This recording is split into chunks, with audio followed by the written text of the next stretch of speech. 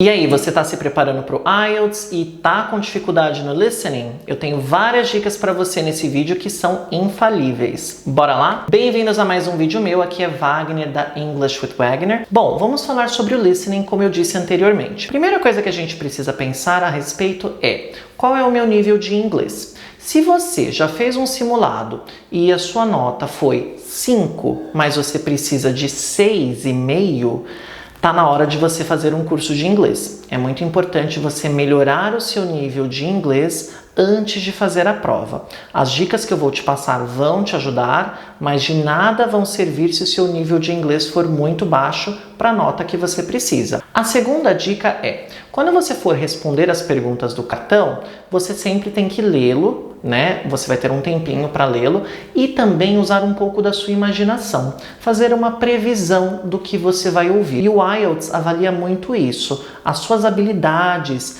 que você tem na sua primeira língua, você consegue aplicar na segunda, além do seu nível de inglês? Na parte 1, geralmente você tem um diálogo, são pessoas que estão conversando sobre uma oferta de emprego, sobre um curso de inglês, e você tem que preencher um formulário. Por exemplo, nessa pergunta aqui. Esse é sobre um job application, alguém que está procurando um trabalho. Na primeira pergunta, está dizendo type of work.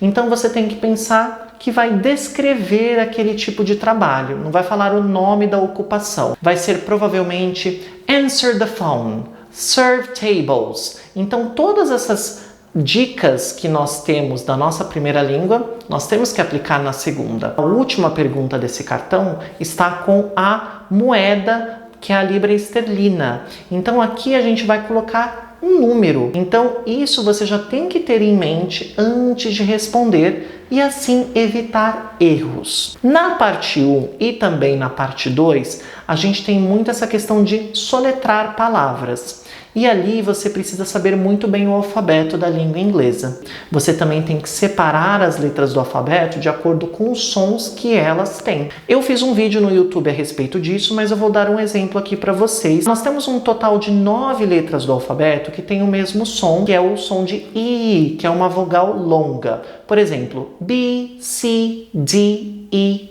G, P, T, V, Z. E isso pode confundir você. Assistindo o vídeo que eu falei para você, você vai saber quais são os sons que existem para as letras do alfabeto. Uma próxima dica muito importante é: responda as perguntas enquanto você ouve. Parece muito óbvio, mas muitos alunos fazem o quê? Eles deixam para responder as perguntas depois que ouviram. E isso é um erro fatal. A gente sempre fala muito que as pessoas têm que ouvir bastante em inglês, assistir seriados, conversar em inglês para melhorar o listening. Realmente, isso melhora. Porém, não é só isso que vai resolver o seu problema. Você precisa saber gramática e vocabulário também, porque há frases que precisam ser completadas e você tem que saber que tipo de palavra você vai colocar naquele espaço. Você vai usar um substantivo? Um adjetivo? Esse substantivo é no singular? É no plural? Por exemplo, neste cartão, eu vou ler para você. 1994 dolphin stranding, only the leader was ill. Depois do espaço, nós temos um verbo was. Quer dizer que a primeira palavra que nós temos que colocar ali é no singular e é um substantivo.